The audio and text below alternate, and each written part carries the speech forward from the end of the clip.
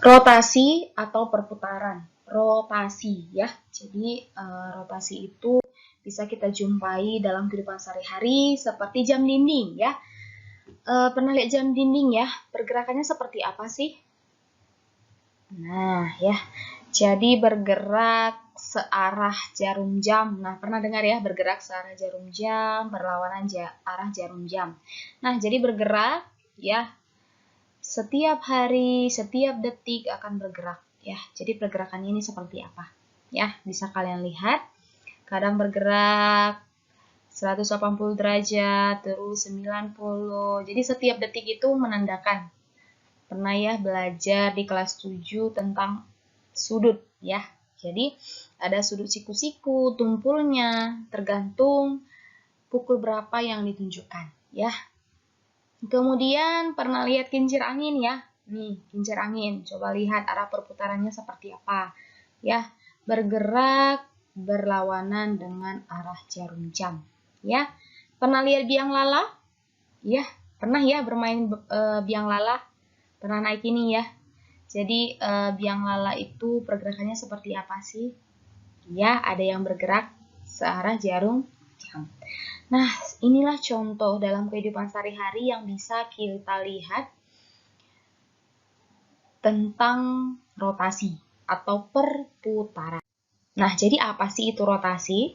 Rotasi adalah transformasi yang memindahkan suatu titik ke titik lain dengan perputaran terhadap titik pusat tertentu. Ya, jadi dia memindahkan suatu titik ke titik lain, tapi dengan perputaran ya, perputaran dan ada pusat ya. Jadi ada titik pusat tertentu. Nah, arah perputarannya ada dua ya, positif. Arah positif berlawanan dengan arah jarum jam. Nah, kalau dibilang arah positif berarti dia berlawanan dengan arah jarum jam. Kalau arah negatif berarti searah dengan arah jarum jam ya. Ingat satu aja, yang mana yang kamu rasa lebih gampang. Nah, berarti yang lain adalah kebalikannya ya. Negatif searah, positif berlawanan ya. Contoh soalnya. Nah, di sini kita lihat sebuah pesawat mainan pada titik koordinat P 30,10 ya. Jadi ada titik P 30,10. Nah, sebesar 90 berlawanan arah jarum jam menuju titik Q. Berarti kalau berlawanan berarti ke arah positif, ya kan? Setelah tiba di titik Q, pesawat melanjutkan rotasi sebesar 90 dari titik asal menuju titik R. Tunjukkanlah koordinat tujuan pesawat tersebut pada koordinat kartesius. Nah, tadi titik P-nya 30,10 ya. Nah, dia akan bergerak seputar sebesar 90 dengan berlawanan arah jarum jam ya. Jadi kalau arah jarum jam ke kanan berarti ke kiri ya. Tetapi itu positif ya, sebesar 90 derajat. Jadi ini besarnya 90 derajat ya. Nah, maka akan seperti ini ya. Ini titik Q-nya ya, ini titik Q. Terus katanya apa? Setelah tiba di titik Q, pesawat melanjutkan rotasi sebesar 90 lagi dengan titik asal. Jadi dengan titik asal yang dari 30,10 ya. Jadi dia akan melanjutkan rotasi lagi. Nah, jadi koordinat kartesiusnya ada di mana? Hayu, min 30, min 10 ya. Min 30, min 10 ya. Jadi dari P dia ke Q berputar sebesar 90 derajat berlawanan arah jarum jam. Kemudian lanjut lagi rotasinya sebesar 90 dari titik asal menuju titik R ya. Jadi tetap, maka bisa kita perhatikan bahwa 30,10 itu sebesar 90 derajat ya. Jadi min 10,3 ya di sini. Min 10,3 terus dilanjutkan lagi menjadi min 30, min 10. Ya, sehingga bisa kita tulis seperti ini. Cara tulisnya seperti ini, yang rotasi P 30,10 90 derajat. Jadi cara tulisnya seperti ini. Ya. Terus misalkan pesawat mainan tersebut bergerak berputar min 90 derajat di mana koordinat tujuan pesawat tersebut pada koordinat kartesiusnya. Nah, ini min 90 derajat. Nah, kalau min 90 derajat berarti ke arah searah ya, searah. Kalau tadi berputar positif berarti berlawanan. Nah, kalau ini searah ya, jadi searah dengan jarum jam yaitu 90 derajat ya. Jadi titik S-nya ada di berapa ini? 10,-30 ya. Jadi 10,-30. Nah, jadi bisa kita simpulkan bahwa sifat-sifat rotasi bangun yang diputar atau rotasi tidak mengalami perubahan ya. Garis bawahi kata tidak ya. Tidak mengalami perubahan bentuk dan ukuran. Nah, tetapi mengalami perubahan posisi ya, posisi. Rotasi terhadap titik 0 ya, 0,0 sebesar 180 derajat, maka dituliskan seperti ini. Maka kalau titiknya A, B, maka titik asalnya menjadi min A, B ya. Jadi di sini min A, min B ya. Nah, jadi ini titik bayangan A-nya, titik bayangan B-nya. Nah, kalau misalnya rotasi terhadap titik 0, ya, titik 0,0 ya sebesar 90 derajat, maka hasilnya menjadi min B, A. Ya, jadi tergantung kemana dia berotasi. Kalau misalnya sebesar min 90 derajat, ya, ini 180 derajat, 90 derajat, min 90 derajat, ya. Jadi akan berubah menjadi B, min A. Ya, nih. Udah semuanya, ini adalah kesimpulan dari sifat-sifat rotasi.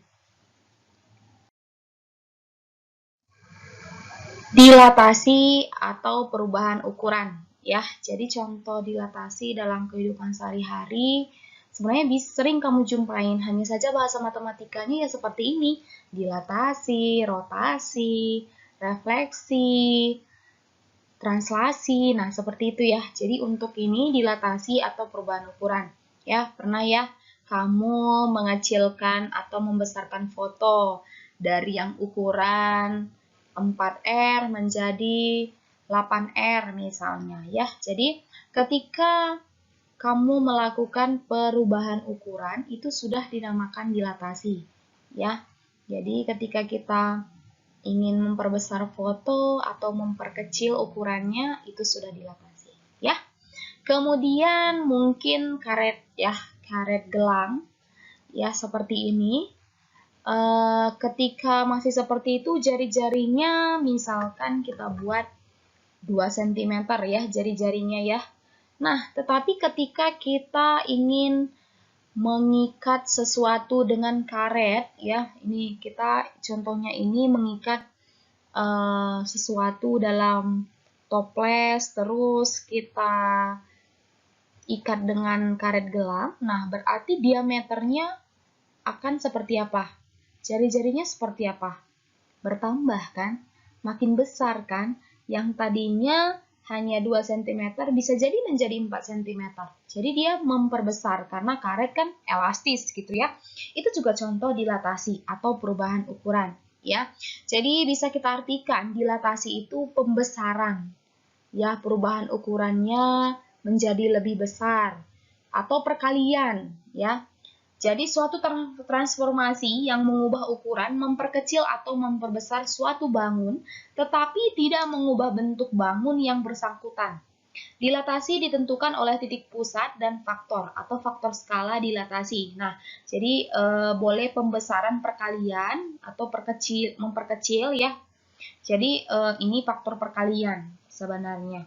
Ya, makanya ada faktor skala namanya. Jadi apa sih itu faktor? Faktor skala. Faktor skala adalah perbandingan antara jarak titik bayangan dari titik pusat dilatasi dan jarak titik benda berkaitan dari titik pusat dilatasi. Jadi faktor skala itu disimbolkan dengan K sama dengan jarak bayangan per jarak benda. Contohnya, sebuah segitiga ABC dengan titik A 1,2, B 3,1, dan C 2,3 dilatasi terhadap titik 0 dengan faktor skala 2.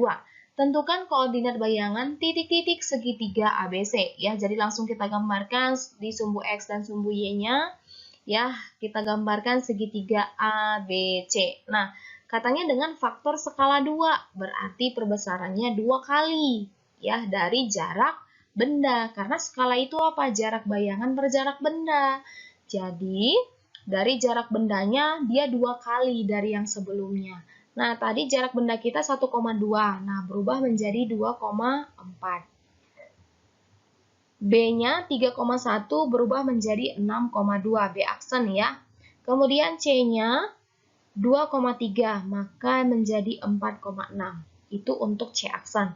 Sehingga bisa kita simpulkan bahwa koordinat bayangannya ABC, A aksen 2,4, B aksen 6,2, dan C aksen 4,6. Jadi faktor sekali. Dilatasi ada juga jenis-jenisnya nih ya. Jadi yang pertama dilatasi pusat 0 ya, pusat 0 gitu ya. O disimbolkan ya 0,0 dan faktor skala K ya. Jika titik P, X, Y dilatasi terhadap pusat O 0,0 dan faktor skala K, didapat bayangan P aksen itu menjadi X aksen, Y aksen, maka X aksen sama dengan KX dan Y aksen sama dengan KY dan dilambangkan dengan 0, K gitu ya, titik pusat O ya. Nah, jadi simbolnya akan seperti ini. Jadi kalau misalnya skalanya hanya skalanya 2, berarti kita kali 2 seperti contoh sebelumnya ya. Contoh 1, terdapat persegi ABCD dengan titik A 3,2, B 4,2, C 4,3, dan D 3,3. Dilatasi terhadap titik A dengan faktor skala 2. Tentukan koordinat bayangan titik-titik persegi ABCD. Ya, jadi kita gambarkan di titik koordinat ya. Jadi ketemu ada persegi ABCD. Ingat di sini dengan terhadap titik A, dilatasinya terhadap titik A. Tapi faktor skalanya adalah 2 ya. Yang sebelumnya kan terhadap titik pusat ya 0,0. Nah, sekarang terhadap titik A yaitu skala 2 juga. Nah, jadi akan menjadi seperti ini ya. Jadi bisa kita simpulkan bahwa A aksennya menjadi 3,2 ya, karena kan kita berawal dari titik A. Ya, pusatnya di titik A karena harus ada pusat ya. Jadi titik A-nya A aksennya tetap di 3,2 ya. Kemudian B aksennya menjadi 5,2 karena dua skala 2 ya. Kemudian C aksennya 5,4, D aksennya 3,4 ya. Jadi bisa kita simpulkan bahwa jika K lebih besar dari 1, maka bangun terlihat diperbesar dan letaknya searah dengan pusat dilatasi dengan bangun semula ya. Karena pusatnya adalah suatu titik tertentu. Jadi diperbesar ya, diperbesar dan letaknya searah ya. Contoh 2, terdapat persegi ABCD dengan titik sama ya, ABCD-nya sama, hanya saja ini terhadap titik A dengan faktor skala 2 ya, min 2. Yang tadi positif sekarang min 2, berarti K-nya lebih kecil dari min 1 ya, lebih kecil dari. Nah, sekarang ini perseginya, maka ketika faktor skalanya min 2, nah, berarti dia bergeser ya, bergeser tempat. Jadi, titiknya itu min 2 ya. Jadi, negatif, ke negatif 2 dia. Ya, jadi, maka koordinat bayangannya adalah A, ya, tetap titik A ya. Jadi, A aksennya 3,2, B aksennya 1,2 ya, jadi 1,2. Karena faktor skalanya negatif 2. Kemudian C-nya 1,0 dan D-nya 3,0 ya. Dapat disimpulkan bahwa K-nya lebih kecil dari min 1, maka terlihat diperbesar tetapi letaknya berlawanan arah dengan pusat dilatasi ya dari bangun semula ya. Jadi diperbesar tetapi berlawanan arah, yang sebelumnya searah W ya. Contoh ketiga, sama persegi ABCD juga tetapi faktor skala 1 ya. Jadi K-nya sama dengan 1, maka bayangannya seperti apa nih? Ya, kita lihat ya, dia akan tetap ya, tidak mengalami perubahan ya, tidak mengalami perubahan. Jadi tetap tidak diperbesar ataupun diperkecil, koordinatnya tetap ya, karena hanya faktor skala 1 karena titik pusatnya adalah di A. Ya. Contoh 4, tetap persegi ABCD tetapi dengan faktor skala setengah ya, faktor skala setengah, maka gambarnya akan seperti apa? Ya. Nih lihat ya, jadi aksennya berubah menjadi lebih kecil ya. Jadi koordinat bayangannya menjadi 3,2, 4,2, 3,2 dan 3,3 ya. Nah, jika disimpulkan bahwa K-nya skalanya antara 0 dan 1, berarti ada setengah, sepertiga, seperempat ya. Maka bangun terlihat diperkecil dan letaknya searah ya, diperkecil dan searah terhadap pusat dilatasi dengan bangun semula. Jadi tetap ada. Contoh 5 ya. Persegi ABCD dengan titik A 3,2, B 5,2, C 5,4 dan D 3,4. Dilatasi terhadap titik A dengan faktor skala min setengah ya. Jadi ini min, yang tadi positif ya, positif setengah. Ya, kita gambarkan ini adalah persegi ABCD-nya. Maka lebih diperkecil lagi ya. Terus ini koordinatnya 3,2, 2,2, 2,1, dan 3,1. Jika disimpulkan, maka jika K-nya di antara min 1 dan 0, ya min setengah, min sepertiga, min seperempat, maka bangun terlihat diperkecil tetapi letaknya berlawanan arah terhadap pusat dilatasi dengan bangun semula. Dengan demikian ya bisa kita simpulkan ketika dilatasi pusatnya A, B ya, jadi ada titik pusat A, B dan faktor skalanya K, maka bayangannya adalah X aksen menjadi K kali X kurang A tambah A. Terus kalau Y aksennya K kali Y kurang B tambah B ya. Nah, bisa kita tuliskan lambangnya menjadi seperti ini ya. Jadi ini untuk yang koordinat X-nya, X aksen, terus ini jadi koordinat Y aksennya ya. Nah, dengan demikian bisa kita simpulkan sifat-sifat dilatasi, bangun yang diperbesar atau diperkecil ya, namanya dilatasi dengan skala K dapat mengubah ukuran atau tetap ukurannya tetapi tidak mengubah bentuknya. Ya, tadi bisa kita lihat jika K-nya lebih besar dari 1, maka diperbesar dan terletak secara searah ini ya, searah terhadap pusat dilatasi dengan bangun semula ya, searah. Ya. Kemudian jika K-nya sama dengan 1, bangun tidak mengalami perubahan ukuran dan letak. Kalau misalnya di antara 0 dan 1, maka diperkecil terus letaknya searah ya, ini tidak.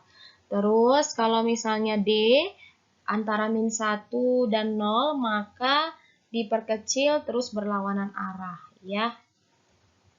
Yang terakhir, jika K-nya min 1 lebih kecil dari min 1, maka diperbesar dan terletak berlawanan arah juga ya. Jadi ini diperhatikan sifat-sifatnya sehingga kamu tahu cara menggambarkannya seperti apa. Oke? See you again. Bye bye.